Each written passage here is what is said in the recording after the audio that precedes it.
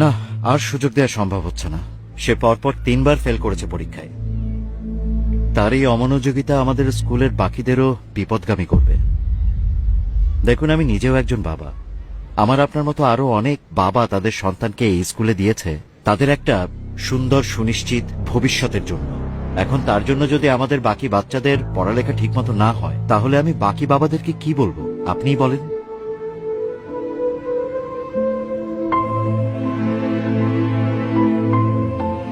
Sir, শেষবার, আর একটা বার, মানে এরপর যদিও খারাপ করে আমি নিজে ওকে স্কুল থেকে নিয়ে চলে যাব।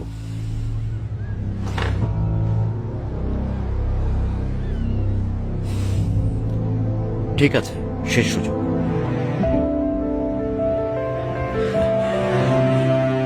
Thank you sir.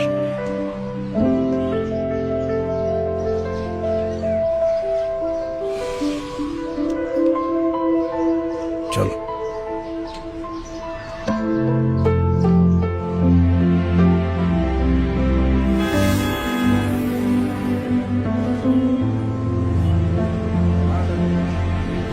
আমাদের দেশে ঘরে প্রতিদিন কতজন সন্তান জন্ম নেয় জানিস?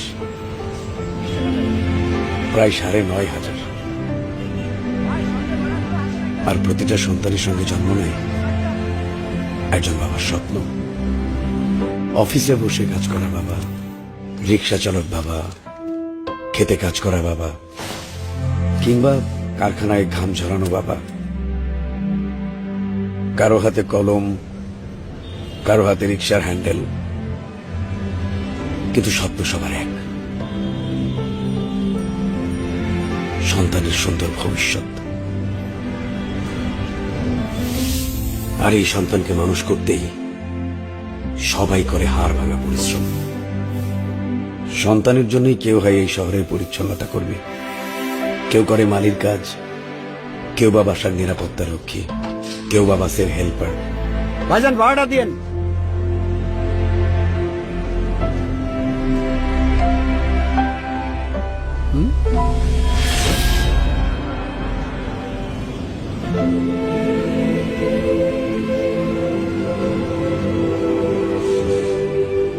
পার্বত্য চট্টগ্রামে যখন ছিলাম, অপারেশন দাবানলে শান্তি বাহিনীর গুলিতে ডান হাতটা হারিয়েছিলাম।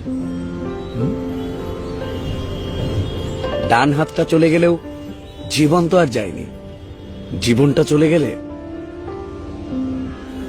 এই স্বপ্নটাকে তো আর বড় করতে পারতাম না। না ভাইজান, আপনার তে ভাড়া লমুন আমি। আপনারা হইলেন এই দেশের রক্ষক। বন্যা, ঘূর্ণিঝড়, অগ্নিকাণ্ড সব জায়গায় সবার আগে আপনাদেরকেই পাশে পাই। আজকে যদি এই দেশের সেনাবাহিনী না থাকতো, এই দেশটার যে কি অবস্থা হইতো আল্লাহই জানে। ভাইজান, আপনার মতো আমার একটা পোলা আছে, ওর লেগে একটু দোয়া করেন। আমি ওরে মানুষের মতো মানুষ করতে চাই। না না ভাইজান, আপনি দোয়া করেন ভাইজান।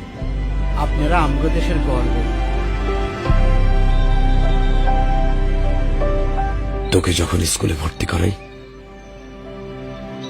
তখন তোর দাদু মৃত্যুর সঙ্গে লড়ছিল। মাস শেষে যে করে টাকা থাকতো, সংসারের খরচ, তোর দাদুর চিকিৎসার টাকা, তারপরও বুক ভরা স্বপ্ন নিয়ে তোকে স্কুলে দিয়েছিল।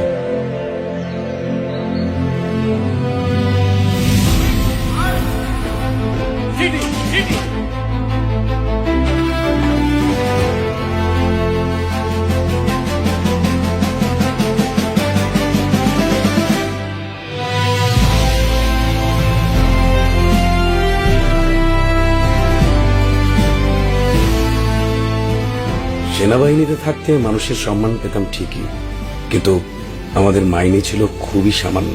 তারপরেও কিন্তু তোর সব চাওয়া পূরণ করার চেষ্টা করেছি। তোর শখ, তোর আনন্দ, তোর পছন্দের জিনিসগুলো বুঝিয়ে দিতে সব সময় তোর পাশে থেকেছি। আমার শত ব্যস্ততা বা ক্লান্তির মধ্যেও তোর হাসিতে আমিও হাসতাম। কিন্তু এই হাসির পিছনে ছিল সৈনিক জীবনের অকথ্য কষ্ট, পরিশ্রম আর ত্যাগ, যা টাকায় মাপা যায় না।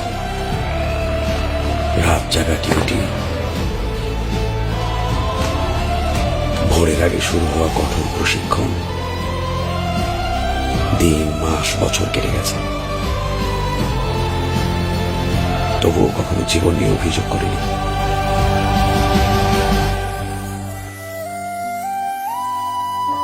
কারণ আমার দুইটা প্রেরণা ছিল, তোকে নিয়ে আমার স্বপ্ন আর দেশের প্রতি ভালোবাসা।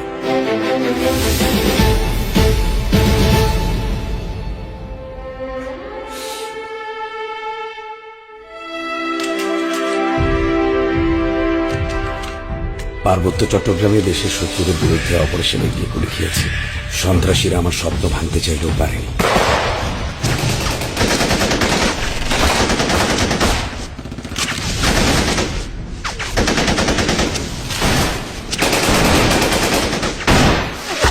তবে ইউনিফর্মটা ছাড়তে হয়েছে।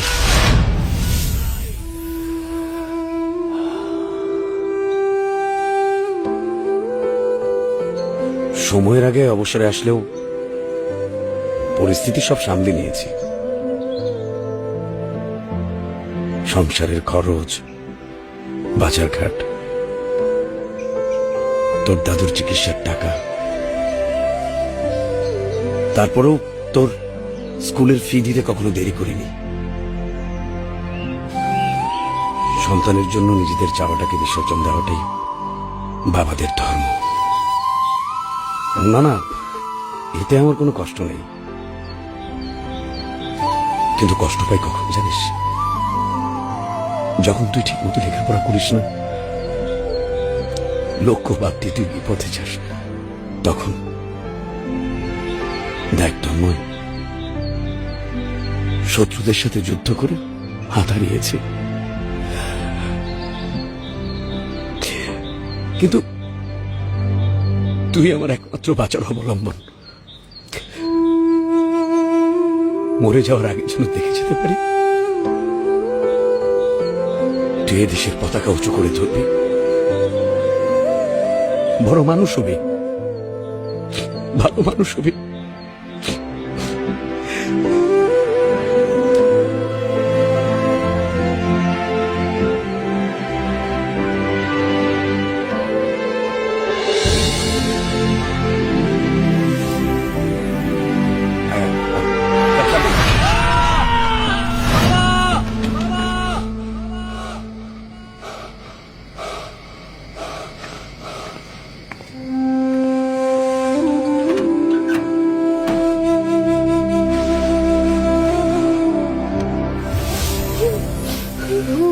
কি কি হয়েছে রে পাগল? সরি বাবা, এখন থেকে আমি তোমার সব কথা শুনবো বাবা। আচ্ছা, কি হয়েছে রে বোকা? কালকে না তোর পরীক্ষা, বাবা তোকে নিজে স্কুলে নিয়ে যাবে। হ্যাঁ, আমি হাঁটবো বলে তোমার স্বপ্নের পথে সাজিয়েছ বাবা তুমি আমার রাস্তাকে বাধাহীন রঙিন করে।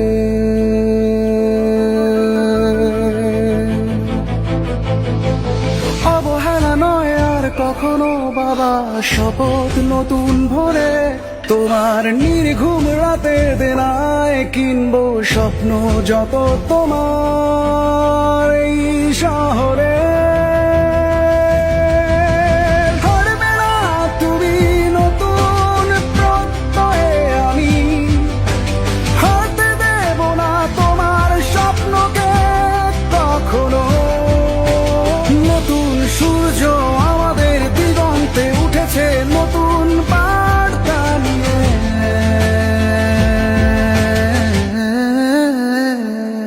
চলো ফিরি ফিরে আসি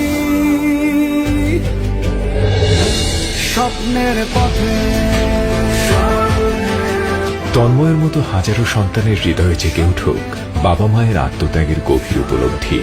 বিপথে হারিয়ে যাওয়া আমাদের সন্তানেরা খুঁজে পাক নতুন আলো ও সঠিক পথের দিশা। দেশ সেবার অদম্য স্বপ্ন পূরণে তন্ময়ের মতো হাজারো তরুণের অনুপ্রেরণা হোক বাংলাদেশ সেনাবাহিনী। স্বপ্নের পথে